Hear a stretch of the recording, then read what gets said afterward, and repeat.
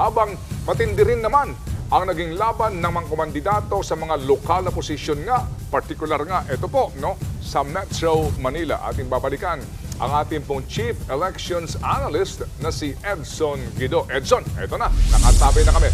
Maraming salamat, Manong Ted. So tingnan nga natin ang NCR, himayin natin ang mga datos, no? Pagdating sa Quezon City, talagang malayo ang lamang ni Joy Belmonte sa pagiging mayor at si Gian Soto sa pagiging vice mayor.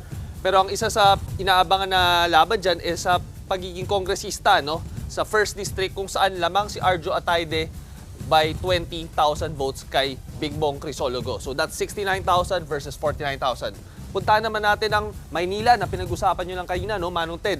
So number 1 si Isko Moreno with 430,000 votes. Pumapangalawa si Hani Lacuna at si Sam Bersosa pero medyo malayo at 152,000 and 132,000 votes. So halos nasa 300,000 votes ang lamang ni Isko Moreno. Now let's talk about Caloocan. Sa Caloocan, nangunguna si Along Malapitan with 266,000 votes. Pumapangalawa si former Senator Trillanes with 175,000 votes. So nasa 90,000 ang gap, no? And we're now at 76% data transmission. Now, pag-usapan natin ang Taguig. Ang Taguig, si Vico Soto, 286,000. Si Sara Diskaya, 24,000. Talagang napakalayo. It's a landslide win for Vico Soto. Now, for Taguig, it's Lani Cayetano with 318,000. Pumapangalawa si Arnel Serafica. Medyo malayo rin ang numbers. Now, let's go to Parañaque na alam natin is Olivares versus Olivares, no? Number 1, si Edwin Olivares at 106,716 votes. Medyo malayo din ang number 2 sa numero. Okay? Now, let's go to Las Piñas. Sa Las Piñas, it's April Aguilar with 89,000 followed by Carlo Aguilar at 61,000. Sa pagka-Vice Mayor naman, it's also Aguilar with 94,000 votes. Pero ang interesting dito na pinag-uusapan natin kagabi pa sa Las Piñas, sa pagka-kongresista for the Lone District of Las Piñas, number 1 si Mark Anthony Santos with 83,000 votes. Pumapangalawa si Senator Cynthia Villar with 60,000 votes. So that's a gap of 23,000 votes. Matatandaan natin mga kapatid na si Senator Cynthia Villar was actually the top-notcher in the previous midterm elections sa pagka-senador with 25 million votes. Pero nakita natin dito, natatalo siya dito kay Mark Anthony Santos sa pagiging kongresista. Now, let's go to Marikina. Ang number 1 sa Marikina, si Maan Teodoro with 114,000 votes. Pumapangalawa si Stella Kimbo with 91,000 votes. Si Marcy Teodoro naman ay nangunguna sa pagka-congressman with 60,000 votes. Malaki ang lamang niya kay Coco Pimentel na mayroong 23,000 votes. So, lagpas doble yung lamang ni Marcy Teodoro kay Coco Pimentel. So, it's Marcy for congressman, the 1st district, and Maan Teodoro for mayor. So, binantayan talaga natin ang Marikina. Now, let's talk about Makati. Sa Makati, it's Nancy Binay with 91,392 votes.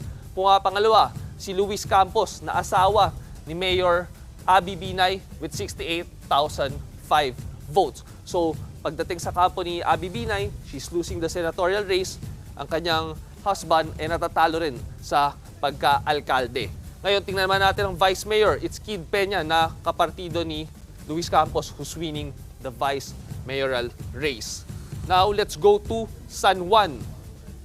Okay, sa San Juan, it's Francis Zamora, 43,000 votes, landslide din against Philip Cesar, who only got 6,000 votes.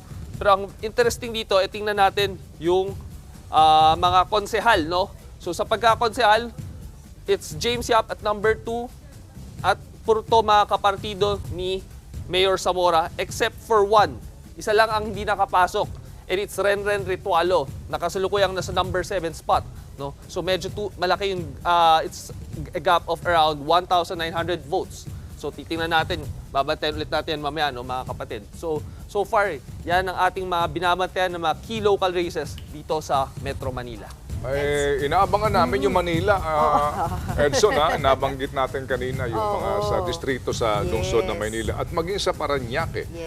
Lahatin mo na sa Metro Manila. Yung sa ano pala, Manong Ted, tsaka Miss Ruth, yung sa Marikina, kasi may pending disqualification case si Marcy Teodoro. Yung certificate of candidacy niya ay final nga ng disqualification by the COMELEC and bank. So aantayin natin yung desisyon nila. Kaya nasa balota pa rin naman yung kanyang pangalan. So hindi natin alam kung ano yung mangyayari doon. But I really want to know, Edson, yung resulta sa Batangas 2nd District ng ating congressional race. Kasi nandiyan dyan naglalaban yung baguhan, sabi nila, breakout star na si Jervy Luistro, na pag siya yung nanalo... Sa Batangas? Oo, sa Batangas. Pag siya yung nanalo, ay siya pa rin yung bubuo ng prosecution na panel sa impeachment case. Okay. Kung sakasakali mag-push through yung impeachment case. So ngayon... Eh, syempre yung tingnan mga... natin, Edison. ngayon, daanan mo na rin yung mga daanan mo na rin yung mga ang Vilma dami yung utos Santos. kay Edson, ha? Oo nga eh. Kaya- Mga Vilma O, Santos sige. and Edson, family. babalikan ka Ayun, namin. wala. Sige. Ihanda Vilma mo na. Santos Alam and niyo, family. si Edson talagang sabi ko sa kanya. Kaya naman niya yan. Sabi ko sa Oo. kanya, matulog ka na mahimbing iho, ha? Kasi bukas ng umaga, marami kaming katanungan sa iyo at maraming informasyon ang kakailanganin para magkaroon ng tamang balita at tamang informasyon ng ating mga kapatid. Salamat, Edson.